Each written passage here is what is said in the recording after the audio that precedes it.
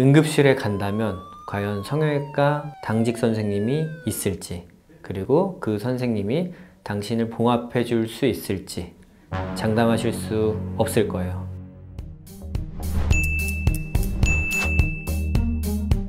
네, 안녕하세요. 성형 알려주는 남자 오치안 성형외과의 이용석 원장입니다.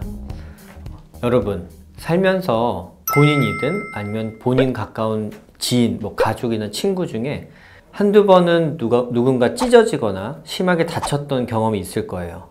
그렇게 됐을 때 어떻게 해야 되냐? 당연히 마음은 성형외과를 가서 성형외과 선생님께 예쁘게 봉합을 받고 그 다음에 레이저나 이런 걸 해야지 라고 생각을 하시는 분이 많을 거예요. 근데 만약에 지금 당장 여러분이 제 유튜브를 보고 있다가 일어서는데 미끄러져서 넘어졌어, 아니면 어디 부딪혀서 당장 찢어졌다고 생각을 했을 때 여러분이 평소에 생각했던 대로 편안하게 성형외과 선생님을 찾아서 봉합을 할 수 있을까요? 네, 대부분은 그렇지 않으실 것 같아요. 대부분 다치면 일단 당황하게 되고 무섭고 피도 나니까 빨리 치료를 받기 위해서 가까운 응급실부터 갈 확률이 많은데, 응급실에 간다면 과연 성형외과 당직 선생님이 있을지, 그리고 그 선생님이 당신을 봉합해 줄 수 있을지 장담하실 수 없을 거예요.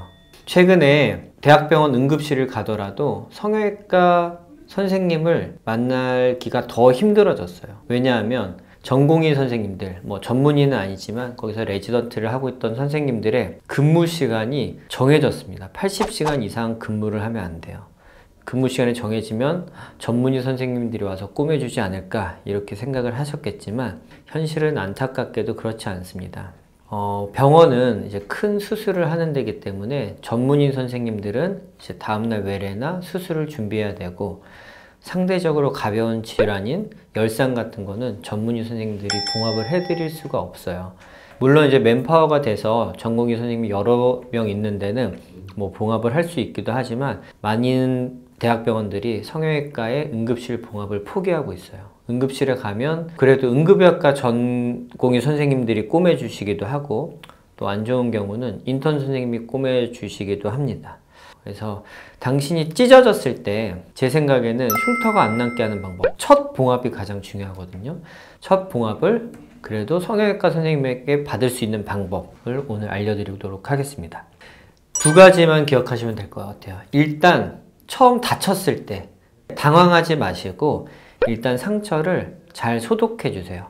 대단한 게 있어야 되지도 않습니다. 그냥 생리식염수 이런 과산화수소 이런 거 갖고 계신 분 잘 없을 거예요. 그런 걸로 꼭 안 해도 되고, 급하게는 이제 수건으로라도 이렇게 세게 감싸쥐어서 지혈을 시키고, 요즘에는 메디폼 아니면 데일밴드, 듀오덤 그런 제품들이 워낙 발달됐기 때문에 집에 어딘가는 있을 확률이 높습니다. 환부를 잘 지혈시켜 주시고 그 드레싱 제품을 덮어주고 다시 지혈시켜 주세요. 찢어졌을 때 첫 봉합은 24시간 이내에만 시행하면 결과에 큰 영향이 없기 때문에 만약에 밤에 다치셨더라도 이제 그렇게 잘 지혈해 주시고 지혈이 된 게 확인이 되면 다음날 전문의 병원을 찾아가셔도 됩니다. 그러니까 절대로 당황하지 마시고, 이제 여기서 중요한 거는 단순 봉합으로 끝나는 열상도 있지만 이제 우리 몸에 깊숙한 상처, 만약에 신경이나 인대를 다쳤을 때는 개인 병원에서 안 되는 경우가 있고, 이런 건 당연히 대학병원으로 가서 전신마취하에 이제 미세한 수술을 해야 되는데,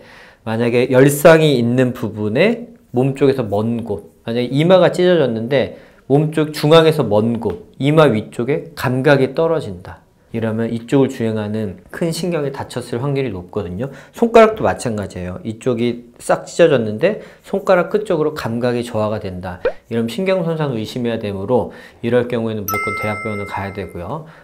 손가락을 다쳤는데 이 인대가 끊어졌으면 이렇게 손을 펼 때 손이 안 펴져요. 아니면 굽혀지지 않는다던가 이렇게 움직임 제한이 있거나, 아니면 열상 부위에 중앙에서 먼 쪽으로 감각이 떨어졌을 때, 아니면 피를 한 30-40분 동안 계속 지혈해서 누르고 있는데도 지혈이 되지 않을 때, 이럴 때는 대학병원을 꼭 가셔야 되고, 그렇지 않은 경우는 소독을 잘 하셨다가 이제 다음날 성형외과 병원을 찾아가시면 됩니다.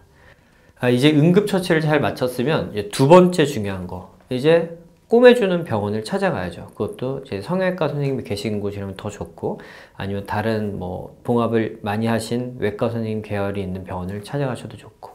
근데 요즘에 성형외과, 이제 강남역에서 신사 압구정에 성형외과 되게 많은데 이 중에 봉합을 해주십니까? 라고 물어보면 대부분 안 해줘요. 왜 안 해주냐? 이거는 뭐 수가서부터 많은 복잡한 것들이 있습니다. 이걸 얘기하면 너무 길어지기 때문에 어쨌든 봉합해주는 성형외과가 많이 없어요. 그래서 평소에 조금이라도 관심을 갖고 봉합해주는 성형외과를 미리 알아놓으시던지, 아니면 다쳤을 때 지혈이 되면 그때부터 검색을 조금 하셔도 되고, 그러면 봉합이 되는 성형외과가 그래도 몇 군데는 있거든요. 저희 오채한 성형외과로 오셔도 되고, 이제 저희가 아는 병원도 몇 군데 있으니까 그 병원을 뭐 어디 적어 놓으셨다든지, 아니면 마음속에 좀 기억하셨다가 만약에 그렇진 않겠지만 꿈에서 봉합을 해야 될 일이 있다 이러면 성형외과에 연락을 해서 꼭 성형외과에서 봉합을 받으시는 게 가장 좋을 것 같아요. 성형외과 아니더라도 이제 수술 경험이 많은 외과계통 병원에서 봉합하시는 것도 괜찮을 것 같아요. 다치지 않는 게 가장 중요하지만, 다쳤을 때 이제 흉터가 안 남게 하는 가장 중요한 방법은 첫 봉합, 첫 치료를 잘하는 것입니다. 그런 면에서 이제 성형외과 의사들이 어떻게 보면 경험도 많고 환자에 대해 세심하게 배려도 하고 그렇게 트레이닝을 받았기 때문에 여러분에게 흉터를 최소화시킬 수 있는 그런 의료 서비스를 제공해 드릴 수 있지 않을까 생각이 되고요. 다치지 마시고, 만약에 다치시더라도 당황하지 마시고 응급처치 잘 하신 다음에 저희 오채한 성형외과나 아니면 다른 좋은 병원들을 찾아가셔서 좋은 치료 잘 받으시길 바랍니다. 오늘 내용이 도움이 되셨다면 구독과 좋아요, 알림 설정 부탁드릴게요. 감사합니다.